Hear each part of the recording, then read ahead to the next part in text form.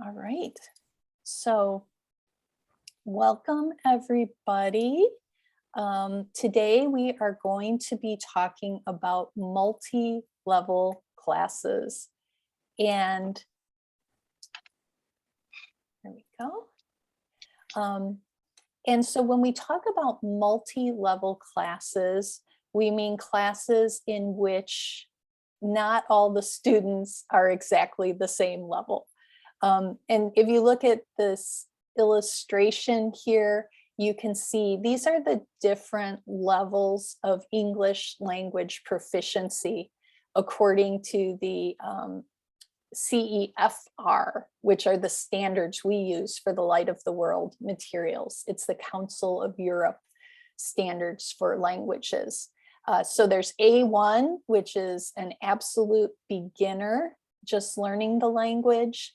And then it progresses up through A2 all the way to C2, which is proficient, which would be the equivalent of a native speaker. And ideally, we would love to have students who are all in the same group in one class. So if we're doing A1 beginners, we would love everybody to be an A1 beginner at the same level. However, that in real life, that rarely happens. We generally tend to have mixed classes where some students are a little higher, some students are a little lower. And as an instructor, we need to adapt our lessons so that the higher level students don't get bored and the lower level students don't get overwhelmed. Even if you are working one-on-one and you only have one student at a time, you will find that often the students have different levels in different areas. So they might be a beginner when it comes to writing, but they might be intermediate when it comes to speaking. So even within one student, we can have multi-levels. And so these techniques we're going to be talking about today are going to help you if you're doing multi-level classes, or even if you're using the Light of the World materials with one student who may be a little higher or lower in some areas. So the 4 areas we usually talk about are listening, speaking, reading, and writing. And students can be at different levels in those different areas. I have a lot of experience with multi-level classes because for about 20 years, I taught workplace ESL, and I would teach in manufacturing companies often. And the students were divided not by their level of English proficiency, but just by the shift that they worked at, the time of day that they worked. So everyone who worked during the day was in one class, and everybody who worked at night was in a different class. And because we didn't have enough resources to have individual classes for every single one, the groups were pretty mixed. So I got used to adapting my lessons for all of these different levels. So one thing to remember about multi-level classes is that all classes really are multi-level classes. Even if you do a placement test and you place students who have the exact same score in a class, within a few weeks, one of the students is going to be learning a little bit faster and become more advanced, and the other students are probably going to be a little bit lower than that one. So throughout the term that we're teaching, the gaps can sometimes get wider between the students. And so it's important to know different adaptations we can do.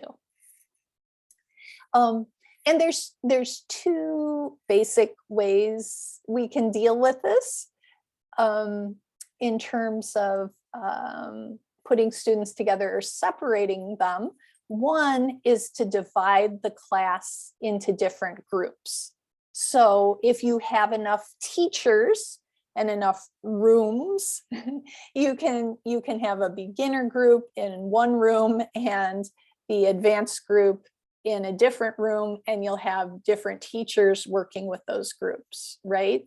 If you don't have enough teachers or space or resources, then you might, within one classroom, just kind of push the higher level students over on this side of the class and push the lower level students over on the other side of the class. And the lower levels can be doing an easier task with one teacher, and the higher levels could be doing a different task, either independently or hopefully with the help of an assistant teacher.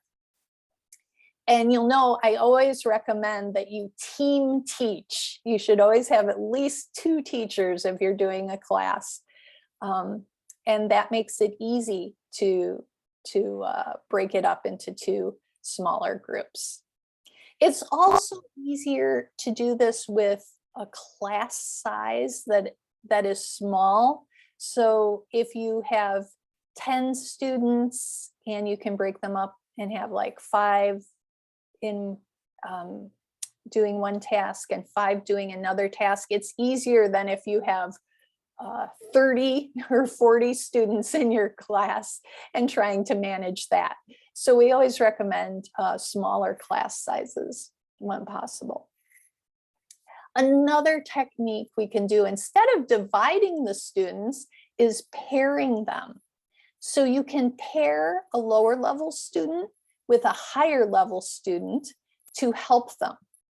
Or you can kind of recruit your higher level students to be assistant teachers. Now, one thing is not everyone is good at that. So some of the higher level students may not be very patient with the lower levels. So you want to try it out sometimes, see how good they are at it. But also, the higher level students can feel resentful because they may feel like, well, I signed up for this class because I want to learn English, and now all I'm doing is helping the lower level students. I'm not really learning anything. So depending on the attitude and the goals of that student, you might want to do that sometimes, but I don't recommend doing that all the times, pairing the higher and lower students, because it can get boring for the higher level students. The other techniques we're going to be looking at, these final 2, are giving more complex tasks to the higher level students to do at the same time, and giving simpler tasks to the lower level students to do.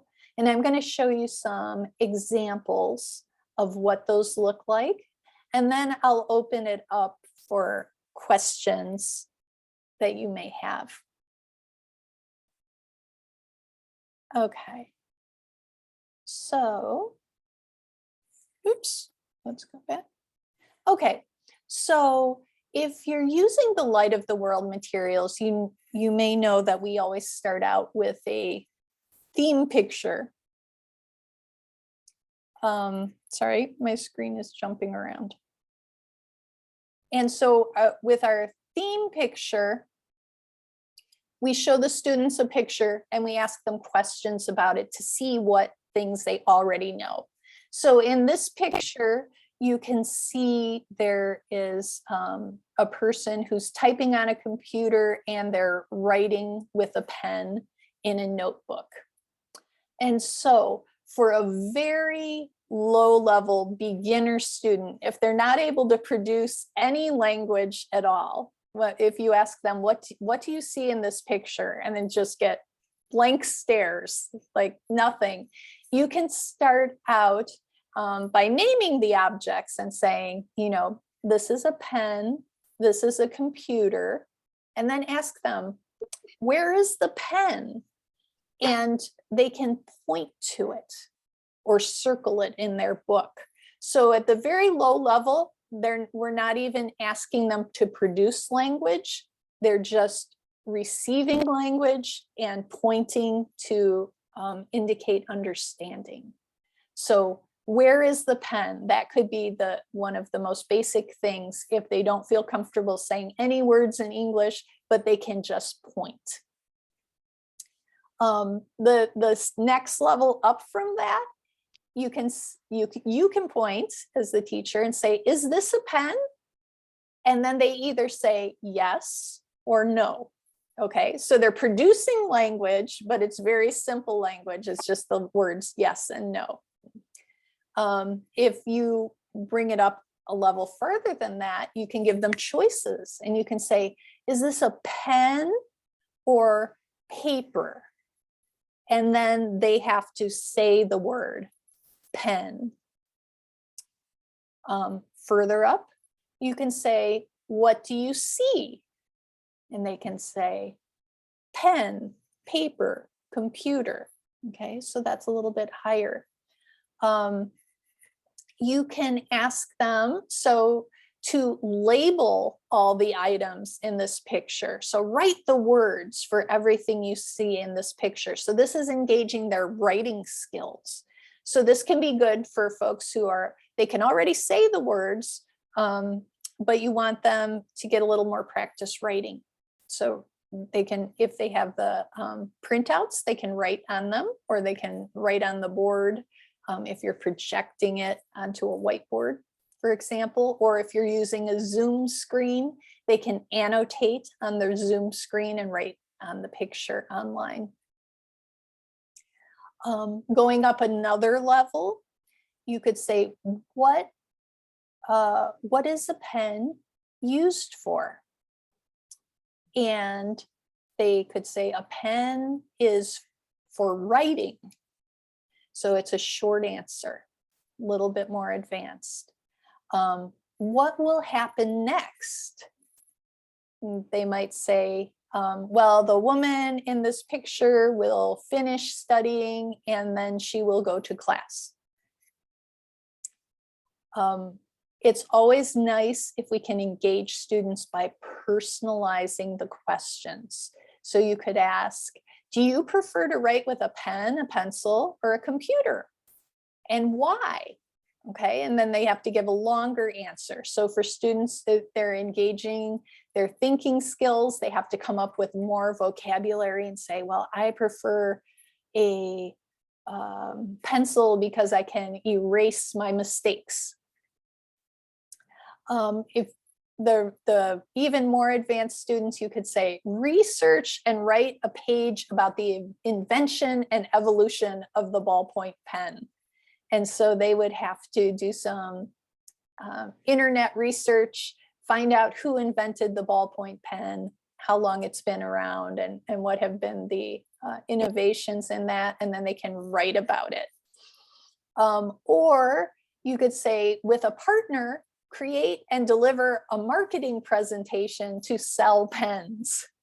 Okay, so they could work together, create a little PowerPoint, or just jot down some notes and then do a presentation for the class where they sell a pen and talk about all the wonderful features their pen has and why you should buy it. Okay, so those are some ways we can make the exercise easier for the very lower students and make it more complex for the higher level students. Any questions about this?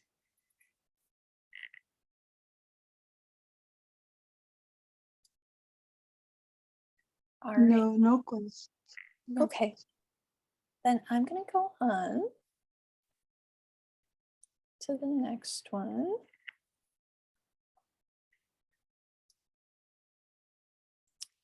Now, adapting materials for the Bible reading. Each lesson contains a Bible reading.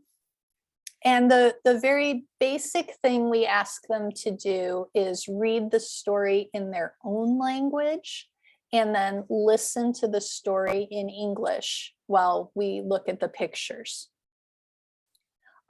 We can add on to that for students who are a little higher level. They can read the story in English or repeat after us in English to practice pronouncing some of those words. After the Bible story, we always have 3 types of questions. And so the most simple questions are observation questions. So if we're learning about the flood, we could ask, who built the ark? Or how many days did it rain? So those are questions that are very simple to go back to the story and find the answers. They're just basic comprehension questions to see if they're understanding the story. The next level of questions is a little bit more complex. This is interpretation.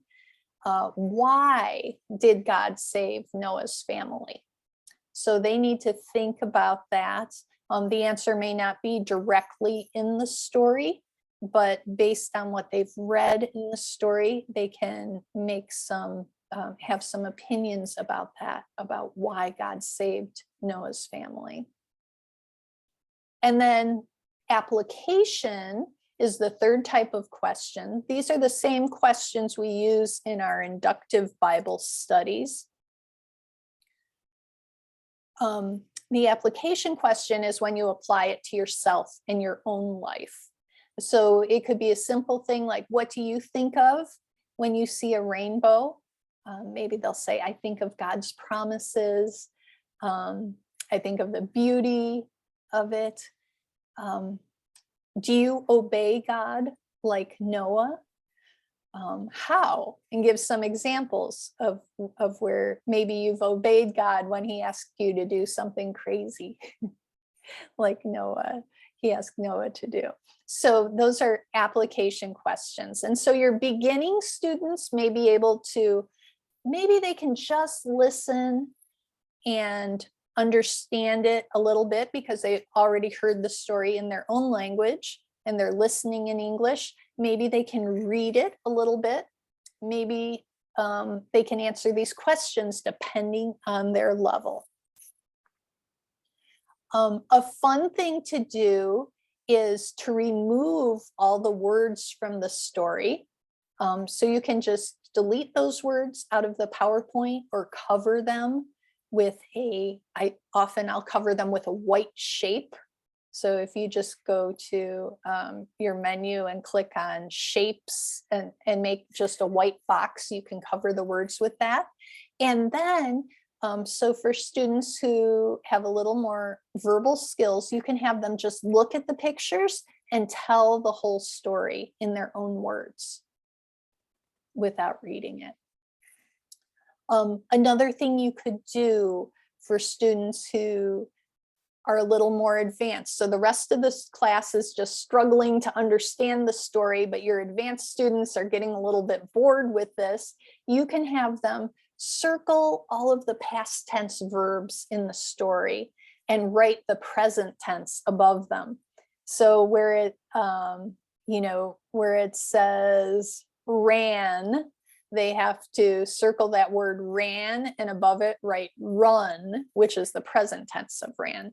And in the appendix of each lesson, there's an irregular verb chart, but that's an important skill. They need to learn all of those irregular verbs.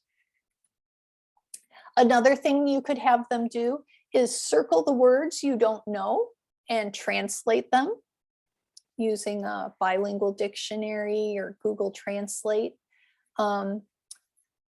A little more challenging than that is circle the words you don't know and look up the definitions in an English learner's dictionary. And so that's a really great skill we encourage for students who are able to do that. You can also have them do some writing. So which character in this story is most like you and why? So they can write a paragraph about that. or have them write about what is God teaching you through this story.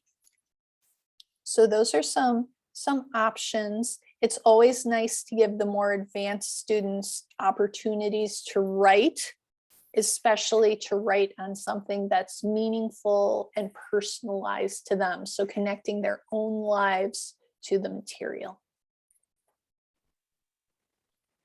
Any questions on this for the Bible stories? And I thank you. It looks like Herman and Moses have joined us. Welcome, Brother Herman and Brother Moses. Good to see you guys. I don't have any questions, Melina, but these are fabulous. These are fabulous ways to really engage someone. I particularly like the telling the story in their own words. Mm-hmm. That's terrific. Yeah, so really good.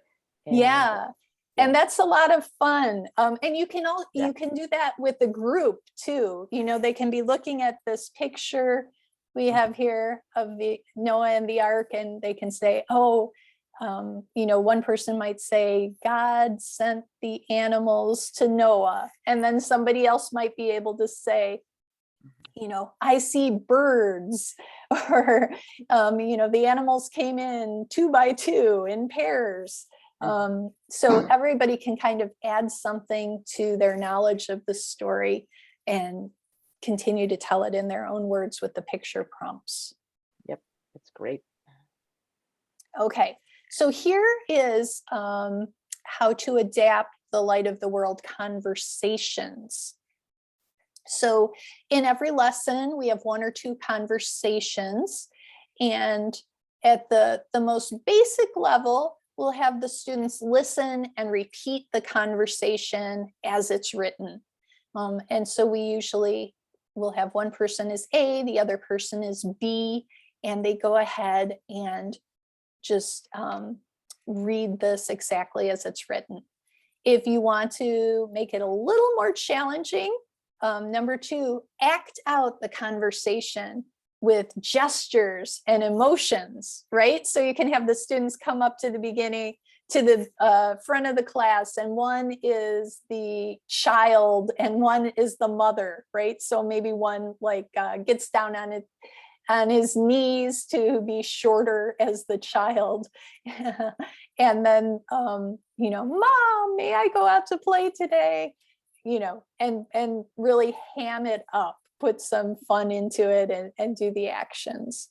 The third level would be to replace the blue words with your own words. So instead of saying, Mom, may I go out to play? May I go to play outside? It might be, you know, using your name. Melina, may I go play outside? And instead of saying it's cool and snowy, we could use the actual weather that we're having outside, or we could use the second picture in here where you see, they could say it's hot and sunny.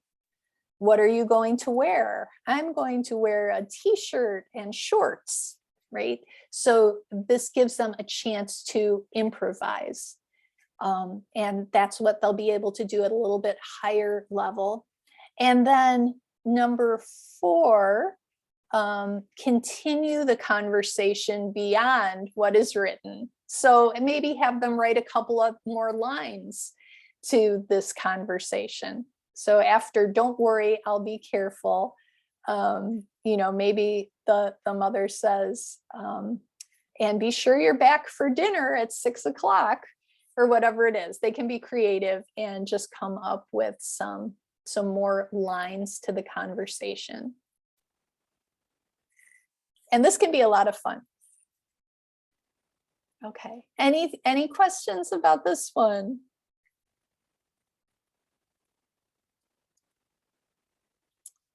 Then the next one, adapting materials, is the listening exercise. So every lesson has a listening exercise where they listen and write the words that they hear. And if you want to make this simpler, for number 1, I've got down here in the level of complexity, To make it very simple, the teacher could fill in the first letter of each blank.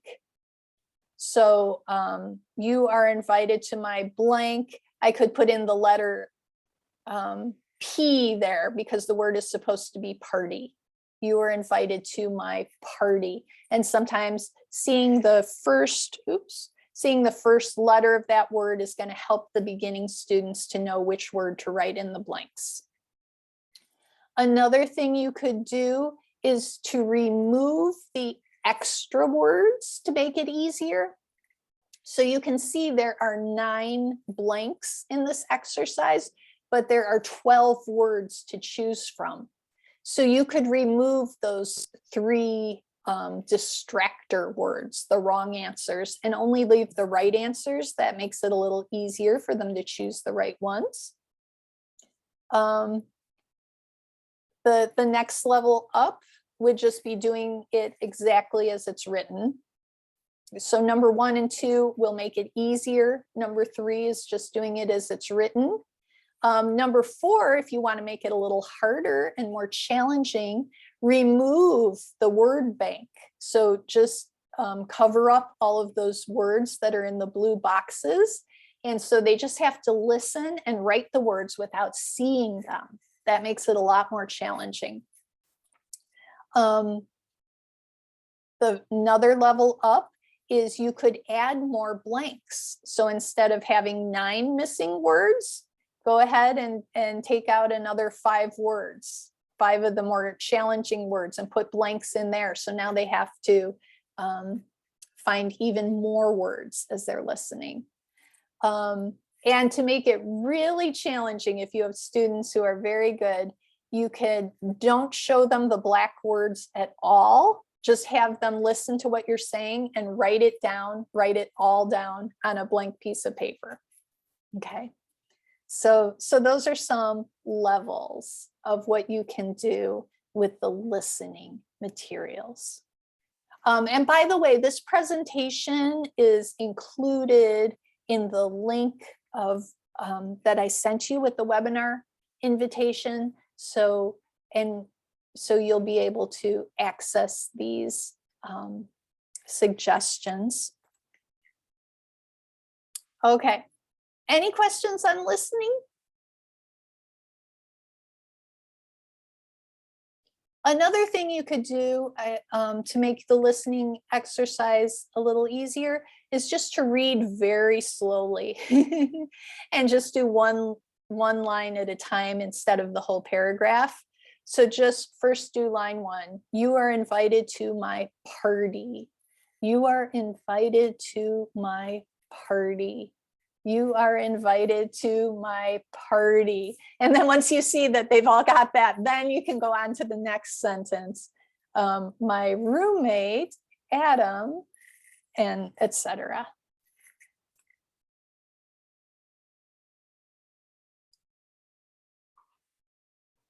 Okay.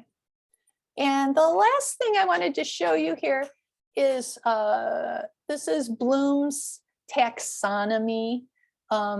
This is kind of a pyramid showing you the order of difficulty of thinking skills that we can ask students to do. So at the bottom of the pyramid here is remember. So with our ESL students, remember is just, we show them a pen and we say, this is a pen. And then later when we show it to them again, we say, what is this? If they can remember, this is a pen.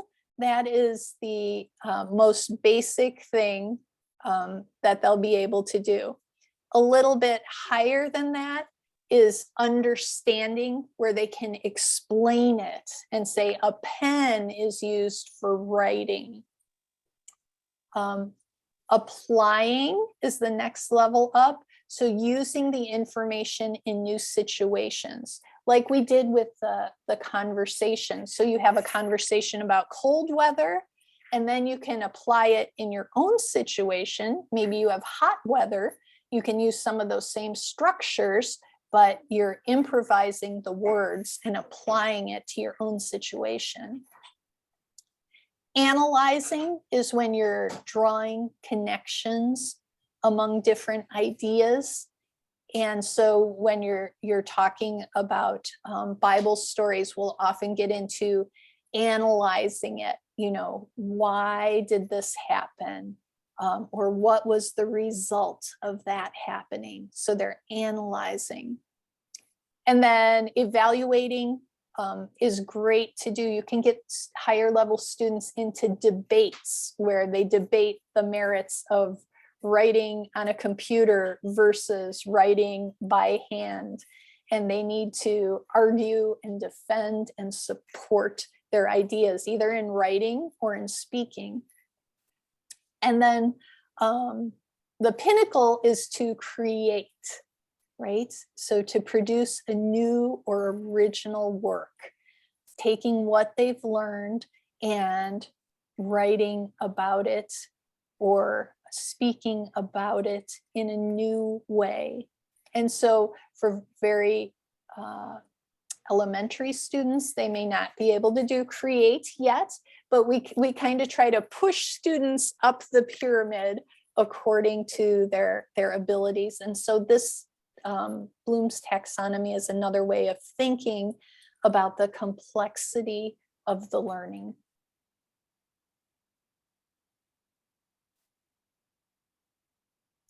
All right. So that is all that I had to present today, but I'm going to open it up to you guys if you have any more questions about your specific classes or anything I can clarify for you.